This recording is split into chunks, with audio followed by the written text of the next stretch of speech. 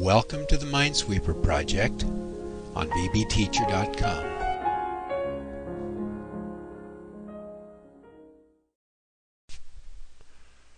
Now we have our recursive clear blanks routine set. Let's go ahead and proceed on to our next project, which is to make our label, our clock label work.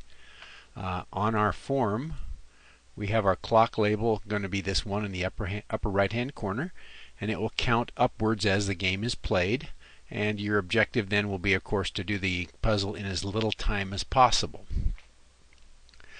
Alright, so we're going to go into our code now, and the first thing we need to do is to make sure that we have a form level seconds variable, and we may have already done this, but dim seconds as integer equals 0. And so now that is at the form level. The entire form can see the variable called seconds. Next, we need to have a way to have it count up as time goes by. And so with our toolbox on and looking in the components, the Windows components contain the timer event, and you can just double click that and it will put the timer out here on the bottom area. Then in our properties, we can set the interval for that timer to 1000, which is 1000 milliseconds, and for those of you that have forgotten all of your metric system, that's 1 second. So now we have a timer. We need to set the the timer event for the tick event, and by double clicking the timer it goes to the tick event, and it comes here every time the timer runs down to 0. We will do a seconds plus equals 1, and then we'll update our label, or both labels actually. So we'll do a do labels command, which we haven't written yet, so let's do that now. Private sub do labels, and each time we do labels we'll put a now we need to make sure the name of the label is correct. So here's our label for the clock. We'll call that label, right now it's label 2, now we'll change that to label clock, and the label clock is now all set up. Under form 1 now, we'll say label clock text equals seconds to string. So this will update the label every time the timer ticks. So as long as the clock is running, it will be updated every time it ticks. Next, we need to worry a little bit about when the clock gets turned on and when the clock gets turned off. And first of all, we need to think about what we do when we initialize a new game, which occurs when we hit build board. When we start a new game, we need to set the seconds to 0, and we need to update the labels. And we also need to turn the timer off and wait for the user to click the first mine. So timer 1 enabled equals false. And I'll copy that so I can type that quicker. We're going to do several of those like that here. Now down here in the event handler, mine click, this is where a person goes to start the game. They click a mine to begin it, and so every time they click a mine we'll turn the timer on. So we'll set the timer 1 enabled equal to true. And the conditions that will turn the clock off are when you win or when you lose. Now clearly if you hit a mine and you've just shown all the mines here, you've lost, and so then you need to turn the clock off. And then down here on these other two, you've won the game. Theoretically you've won the game. Winning the game can only occur on these two events, and so what we have to do is check to see if we've won the game, and then see if these events are then turn the clock off.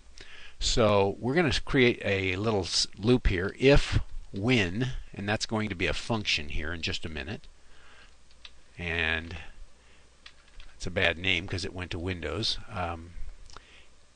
If game over, then we turn the clock off. And we don't have a game over sub yet. If game over, then, and we'll do timer 1 enabled equals false. So game over then will be the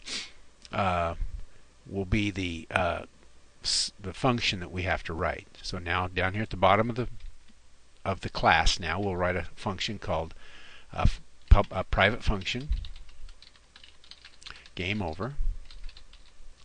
And what we're going to do here is to set up a truth value variable, dim TV as Boolean equals true. We'll assume that the game is over. And then what we have to do is loop through every cell in the entire board, and if we have even one cell that's a non-mine, non-clicked cell, then we are still playing. So for each MC as mine cell in minefield, and for each one, if it's a non-mine, non-clicked cell, so if not MC has mine and not MC, we want one that's not clicked, and not a clicked cell shows the number view and not number view, so number view equals number.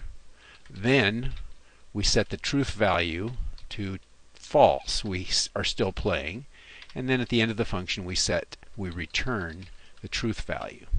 So the truth value is either true or false. It starts out assuming the game is over, and if it finds even one non-mine, non-clicked cell, then we're still going. Now we have to do a non-click because otherwise we would have to check for question marks and flags and buttons. The only other possibility then is a number, and that's the one we check the opposite of.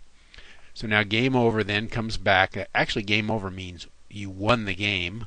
So basically up here then, if you win the game, then timer 1 enabled is false. On these two, you've just won the game. Let's test it out and see if it all works. Okay, this game is so easy when we know where everything is at ahead of time. And so first let's lose. Notice our clock is counting up 6, 7, 8, 9, and when we hit the mines it shuts off the clock. Okay, next we'll replay it again, and this time we have to win. That was a hard board. Let's do an easy board here.